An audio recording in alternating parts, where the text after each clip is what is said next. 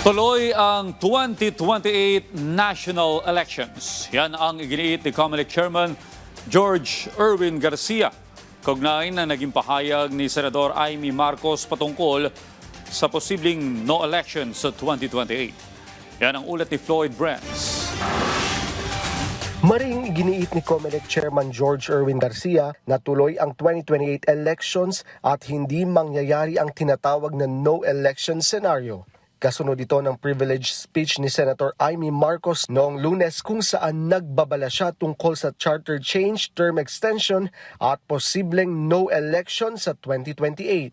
Ang NOEL at term extension ay buhay na buhay sa mga patay na patay sa kapangyarihan. Sa talumpati ni Senator Amy Marcos, sinabi nitong may mga kumakalat na detalye na posibleng mapalawig hanggang 2031 ang termino ng mga mambabatas, senator at maging ng Pangulo. Magte-term extension ang mga congressman at madadagdagan ng 3 taon na mananatiling nakaupo sa pwesto hanggang 2031. Ganon din 2028. Ganon din ang mga senador, pati ang Pangulo, hanggang 2031 na raw. Kung may election man sa 2028, sa lokal na lang.